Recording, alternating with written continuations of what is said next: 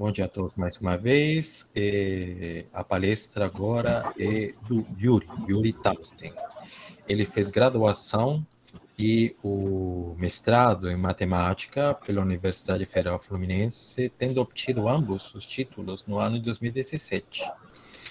Atualmente, ele é doutorando em matemática também na Universidade Federal Fluminense e a grande área de concentração é matemática aplicada. Ele aborda principalmente problemas motivados pelo mercado financeiro, tendo como linha de pesquisa finanças quantitativas.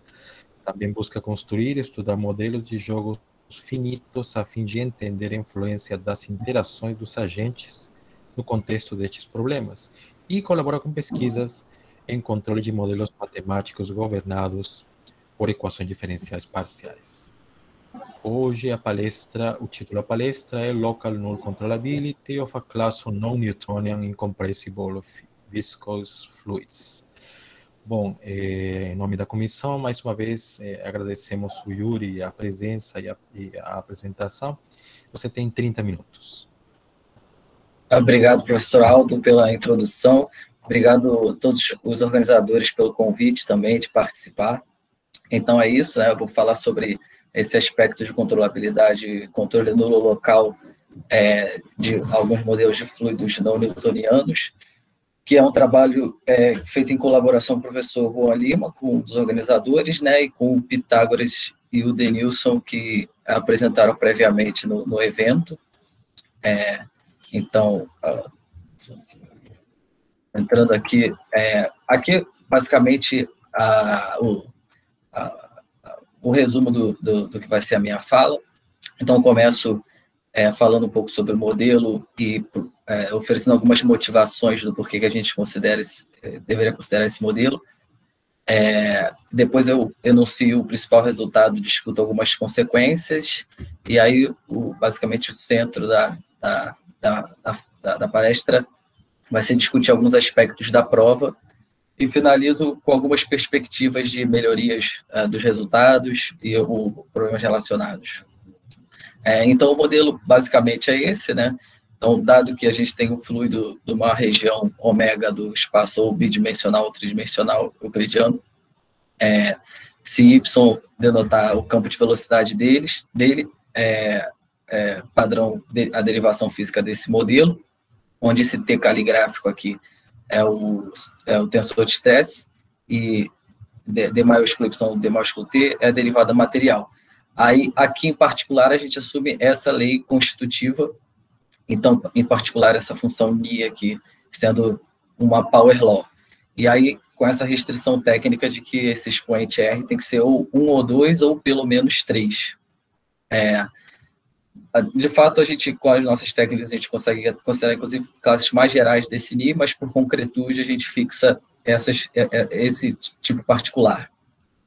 Uma maneira alternativa de derivar o modelo é supor que a gente tem um fluido turbulento, por exemplo, e a gente divide o campo de velocidades dele em algum tipo de média, em volta de cada tempo t, ponto do espaço x, mais o que sobra, e aí toma a média correspondente da equação, e aí faz alguma hipótese sobre a média do termo de advecção. Por exemplo, que ele é o termo correspondente das médias menos o divergente de um termo, que seria esse tensor de Reynolds, né, assumido dessa forma. Em particular, para R igual a 1, a gente estaria considerando o modelo de Smagorinsky. Aí, entrando já em algumas motivações, algumas propriedades do modelo, aqui eu cito, em suma, duas.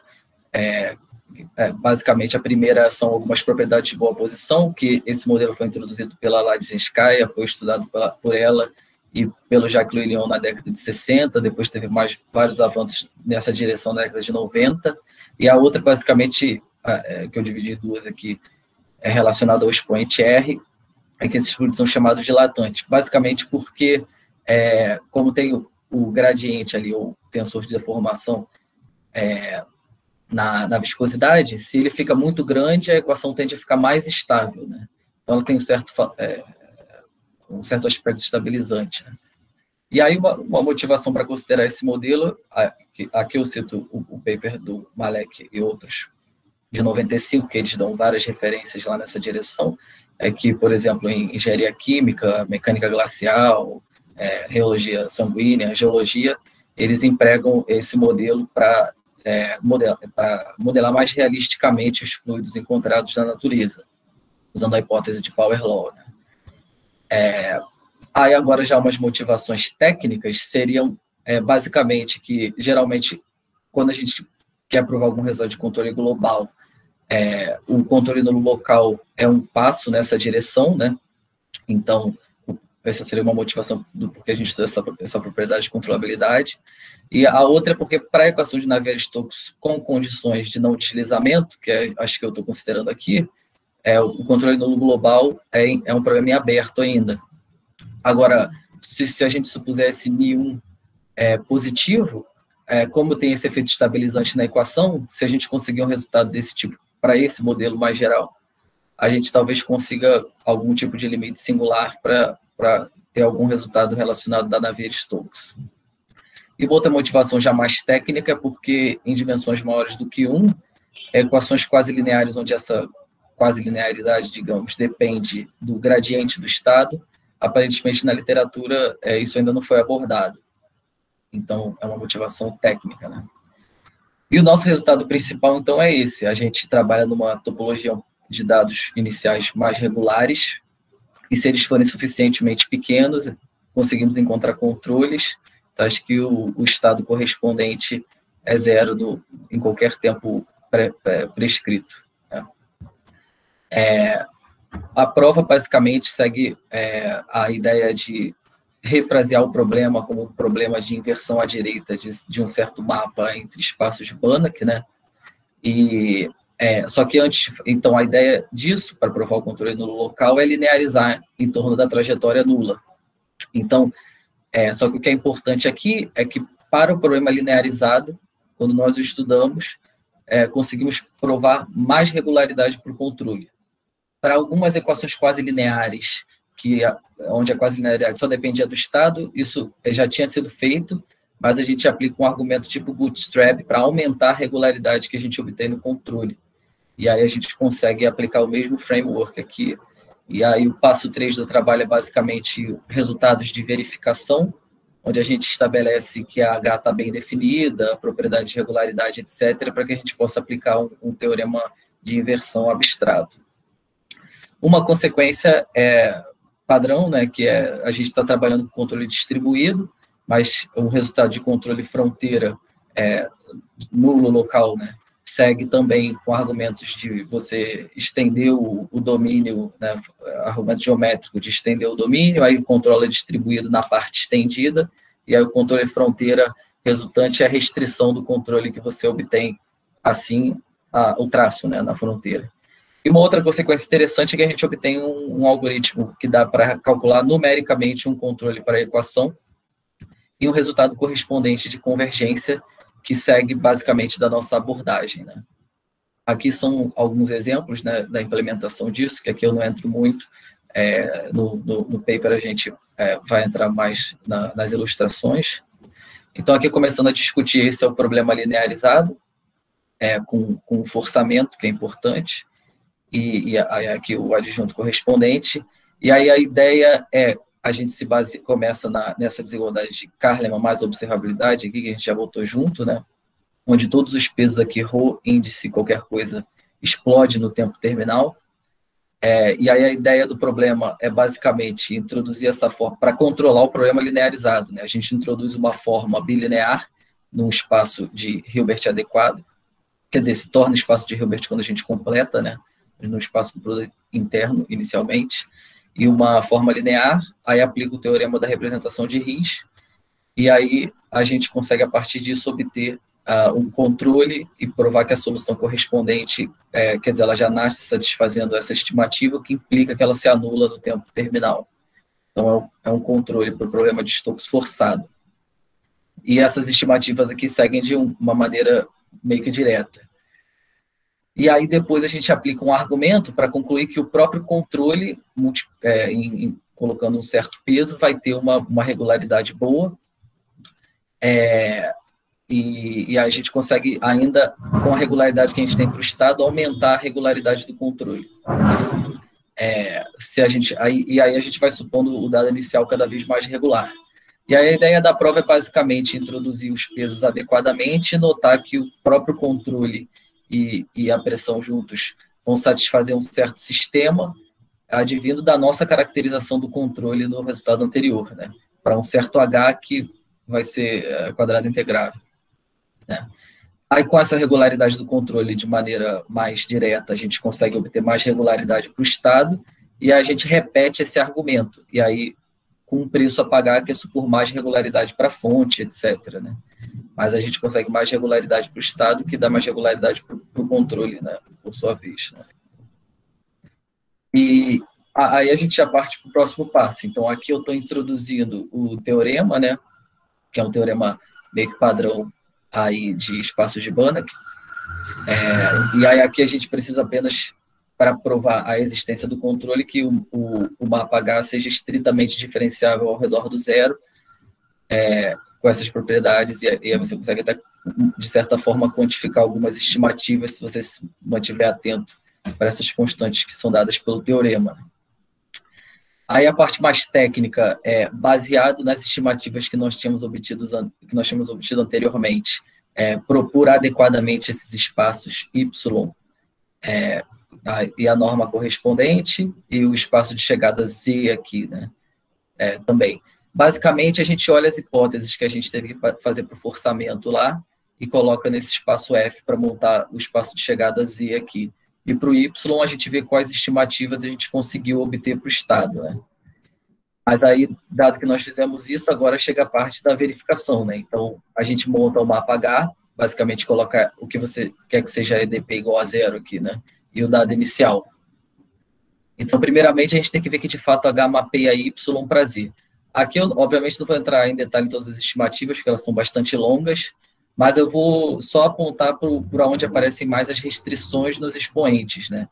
Então, quando a gente começa fazendo, por exemplo, uma estimativa pontual, e aí aparece aqui R-1, R-2, então aí basicamente você vê que se R for 1, por exemplo, as estimativas funcionam bem, mas quando R está entre 1 e 2, aqui aparece um inverso do gradiente, então se o gradiente fica muito próximo de zero, essa técnica aqui seria um pouco mais delicado de aplicar, né?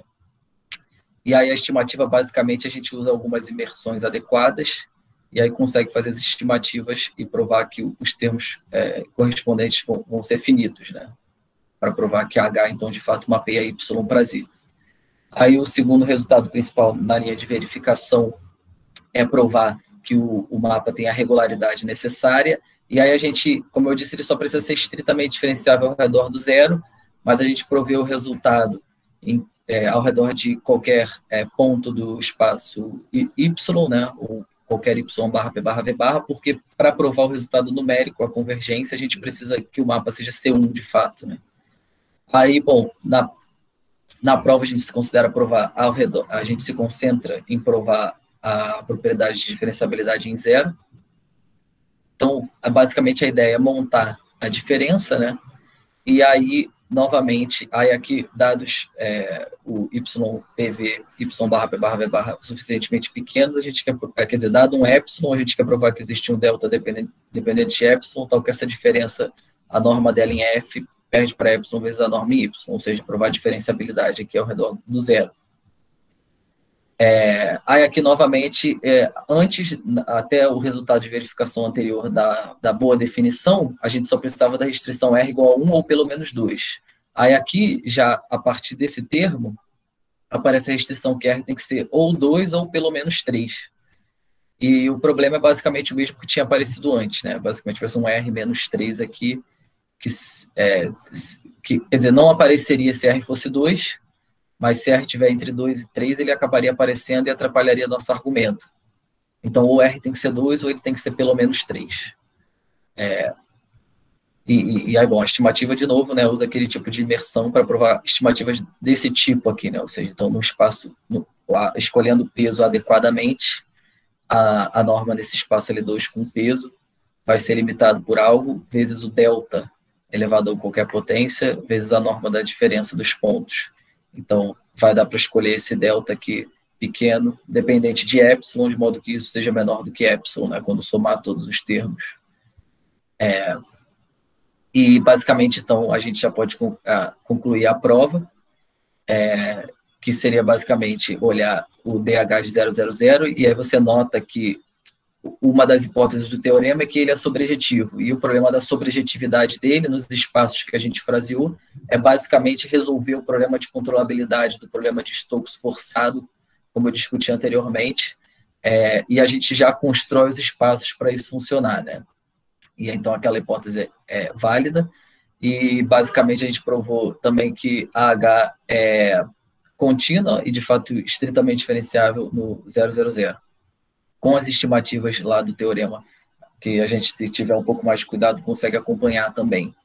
Então, aí basicamente a gente consegue resolver esse problema aqui, né, invertendo à direita, aí até para qualquer H, Y0 que são suficientemente pequenos no espaço Z, que era o F vezes o espaço dos dados iniciais, né?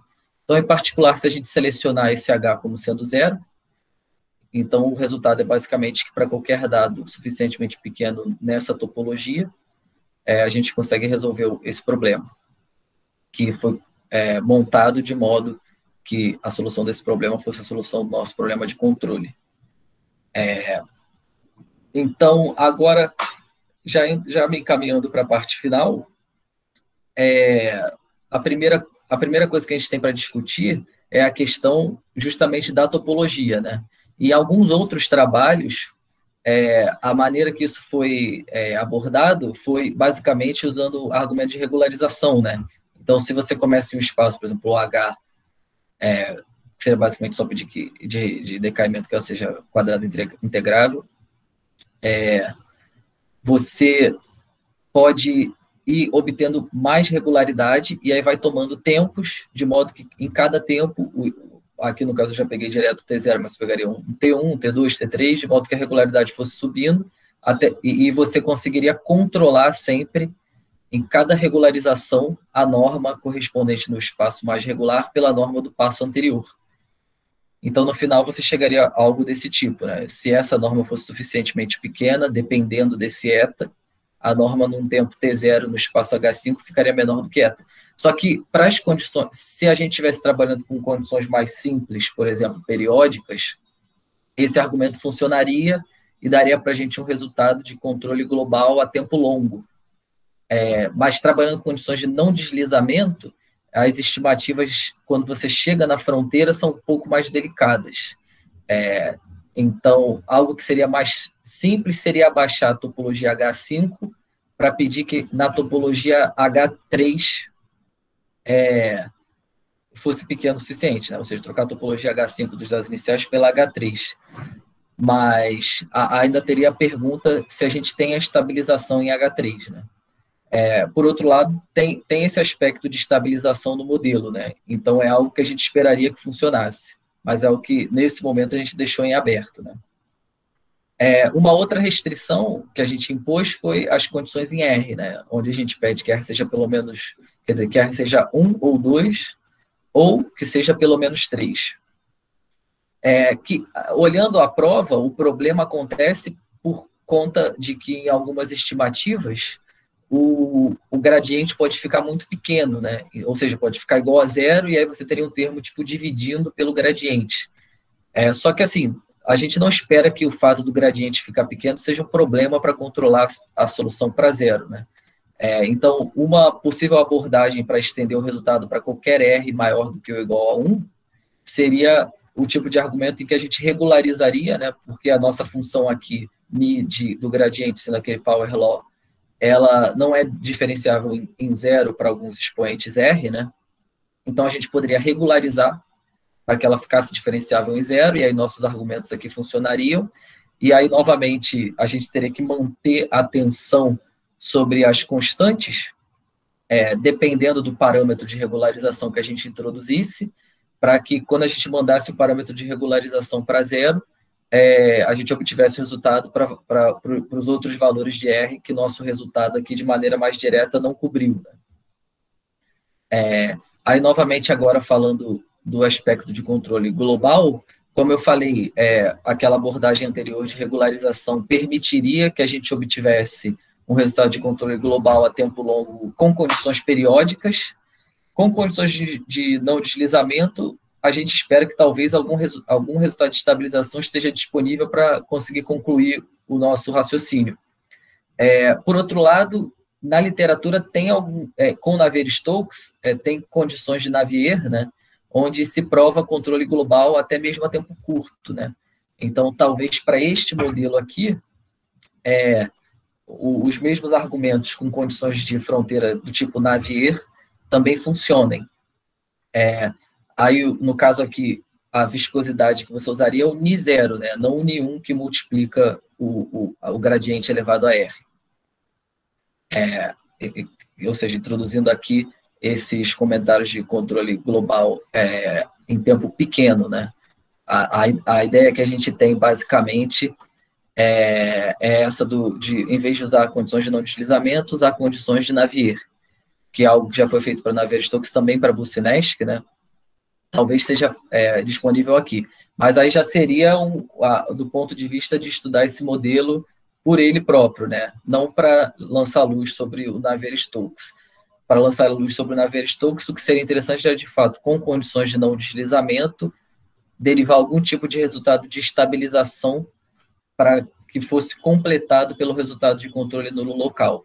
E aí, com algum argumento do tipo limite singular no Ni1, né, a gente conseguisse estabelecer alguma coisa para Navier-Stokes. Então, obrigado a todos que assistiram. Aí foi basicamente essa talk. Algumas referências aqui.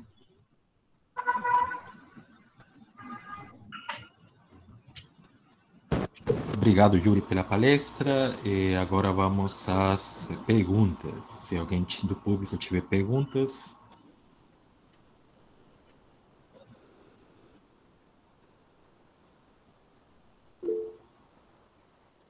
Yuri,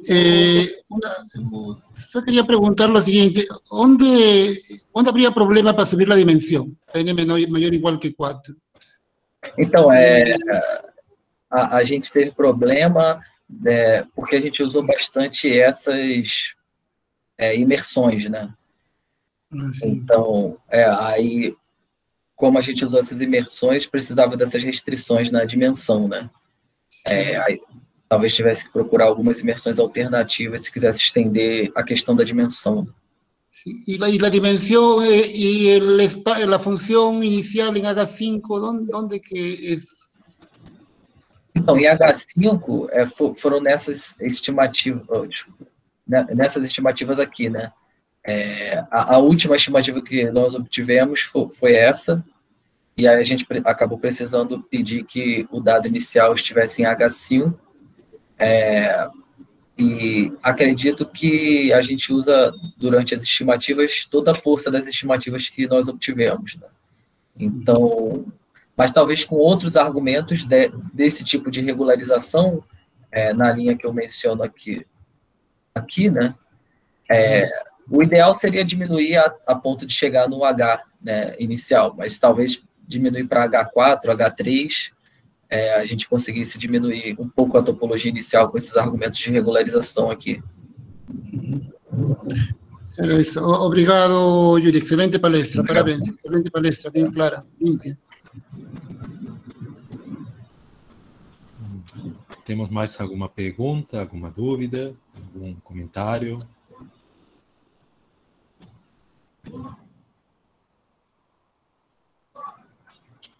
Acho que não temos mais perguntas. Mais uma vez, agradecemos o Yuri pela palestra e fica novamente o convite para próximos eventos que possamos organizar na nossa universidade. Mais uma vez, obrigado. Eu que agradeço. Obrigado.